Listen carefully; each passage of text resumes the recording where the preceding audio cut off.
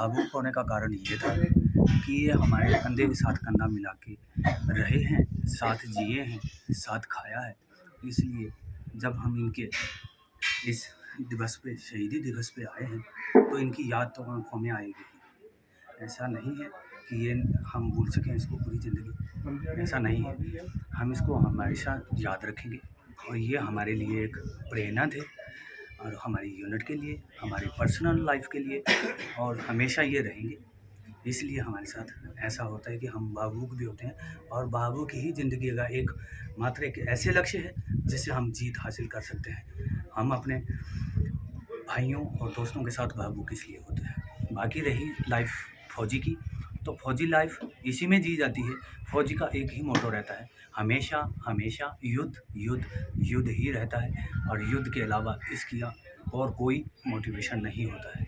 हमारा ज़िंदगी का लक्ष्य यही है कि हमें सिर्फ युद्ध लड़ना है और अपने देश को कामयाब बनाना है और अपनी सीमाओं की सुरक्षा करते रहना है। ये हमारा लक्ष्य रहता है और इसी पर हम आधारित हैं, इसी पर हमारी फौज तैयार की गई है, और इसी के साथ हम जीते हैं, इसी के साथ हम मरते हैं। जय हिंद, जय भारत।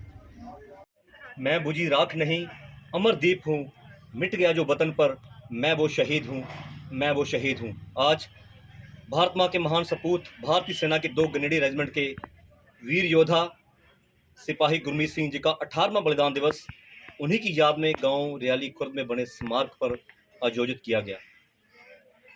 सिपाही गुरमीत सिंह एक बहुत ही बहादुर योद्धा थे, जिन्होंने आज से 18 वर्ष पहले जम्मू कश्मीर के बारामूला सेक्टर में पाक प्रशिक्षित आतंकियों से लड़ते हुए अपना बलिदान देकर अपनी यूनिट का, अपने माता पिता का, अपने इस क्षेत्र का नाम जो है भारतवर्ष में रोशन किया था। 23 वर्ष की अल्प आयु में अपना बलिदान देकर गुरमीत सबको ये संदेश दे गए कि ज़िंदगी लंबी नहीं, बड़ी होनी चाहिए, और 23 साल की आयु में वो काम कर गए जो इंसान 100 साल जी के भी नहीं कर सकता। आज जहाँ क्षेत्र के शहीद परिवारों ने आकर इस परिवार का हौसला बढ़ाया, वहीं मैं 2 ग्रेनेडी रेजिमेंट के सीओ साहब के बिहाफ पे आज उनके सुविधा देवेंद्र सिंह जी अपनी टीम के साथ पहुंचे हैं।